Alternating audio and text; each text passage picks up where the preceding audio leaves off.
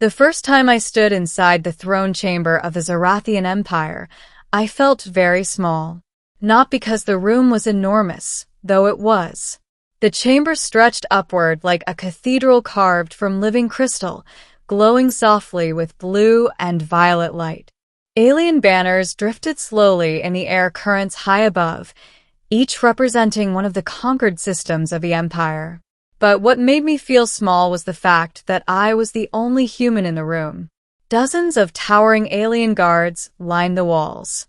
Their armor shimmered with organic metal, and their glowing eyes followed my every movement. Each of them looked like they could tear a tank apart with their bare hands. And at the far end of the hall sat the Queen Xal'thira, ruler of the Xal'thian Empire, the most powerful woman in that part of the galaxy. I had been brought here as a diplomatic representative from Earth. Humanity had only recently begun interacting with the greater galactic community, and the Xal'thians were intimidating neighbors. They were older, stronger, and vastly more advanced, which meant diplomacy was our only real option. Unfortunately, diplomacy also meant I had to talk directly to their queen. And that was where things got complicated. The queen of the empire, Queen Xal'thira, did not look like anything humans were used to. She stood nearly 7 feet tall when she rose from her throne. Her skin shimmered with a faint silver-blue glow, like moonlight on water. Long strands of dark hair flowed down her back, moving almost as if they had a life of their own. Her eyes were the most striking feature, bright violet, intelligent, and terrifyingly observant.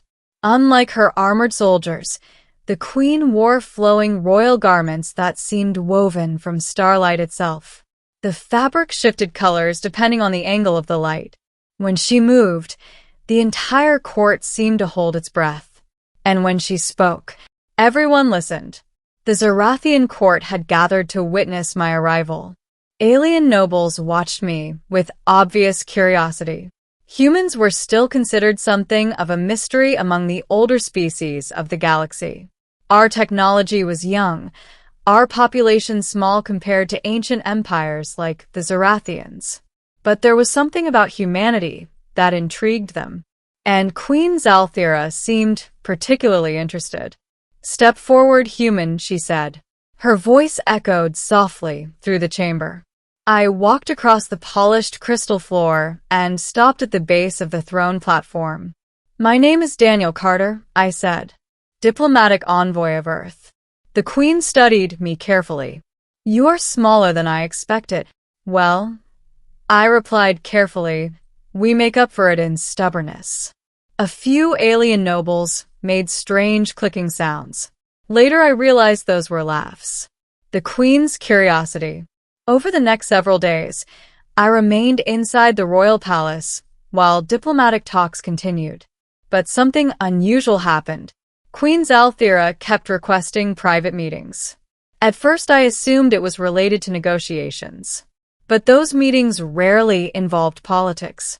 Instead, the Queen asked questions. Lots of questions. What do humans eat? What does your home planet look like? Why do humans create art? What emotions guide your species most strongly?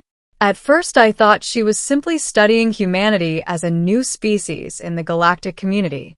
But eventually I realized something surprising. The Queen wasn't just curious about humans. She was curious about herself. More specifically, how humans saw her. The unexpected question. One evening, I was summoned to the royal gardens. The Xal'thian palace gardens were unlike anything on Earth. Strange alien trees glowed softly in the darkness, their branches spreading like living chandeliers. Floating flowers drifted through the air, carried by gentle anti-gravity currents. Queen Xal'thira stood alone beside a crystal fountain. No guards. No nobles. Just the two of us. "You wish to see me, Your Majesty?" I asked. She turned slowly. Her expression looked uncertain, which was strange. Emperors and queens rarely looked uncertain. "Human," she said quietly. "Yes." She hesitated. Then she asked the strangest question I had ever heard from a galactic ruler. Do humans believe I am beautiful? I blinked. I'm sorry. Her violet eyes narrowed slightly. You heard the question. I had. I just didn't expect it. You rule half the sector, I said carefully. I assumed you weren't worried about opinions. She turned away and looked at the glowing trees. You misunderstand, she said softly. For centuries my species has been feared. Our appearance frightens many races. Our strength intimidates others. She looked back at me. But humans are different. How so? Humans look at things differently. Your species sees beauty in strange places. I shrugged. We do that sometimes. The Queen stepped closer. Then answer honestly. Her eyes locked onto mine. Human, am I beautiful? The truth. For a moment, I didn't answer. Not because I didn't know what to say, but because I realized something important. Queen Xal'thira wasn't asking as an emperor. She was asking as a person. And the entire galaxy probably lied to her every day. Courtiers, advisors, foreign leaders. Everyone told rulers what they wanted to hear. But she had asked for honesty. So that's what I gave her. Yes, I said simply. She blinked. You answered very quickly. Well, you asked a simple question. And you truly believe that? Yes. Her eyes narrowed. Explain. I rubbed the back of my neck. Okay, this might sound strange. Continue. Well, I said, humans don't define beauty the same way across species. She tilted her head slightly. What does that mean? It means beauty isn't just about appearance. Then what is it about? I thought about it. Then I answered honestly. Confidence. Strength. Intelligence. Presence.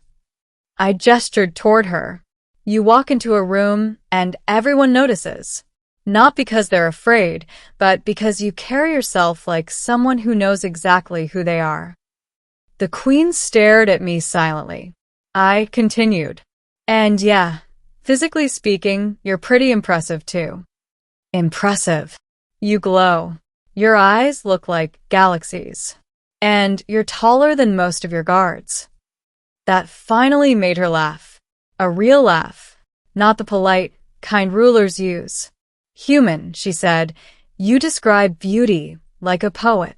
I describe it like a human. The Queen's reaction. For a long moment, Queen Xal'thira didn't say anything. She simply looked at me. Then something surprising happened. Her expression softened. You're the first being in this palace who has ever answered that question honestly. I raised an eyebrow. You've asked before? Many times. And they all said yes immediately. Sounds normal. But none of them explained why. She looked out at the glowing garden again. They said it because they feared me. And you knew that. Yes. I leaned against the fountain. Well, humans are pretty bad at lying convincingly. I have noticed. The rumor. Unfortunately, private conversations with an alien queen do not stay private for long. Within a few days, rumors spread throughout the palace.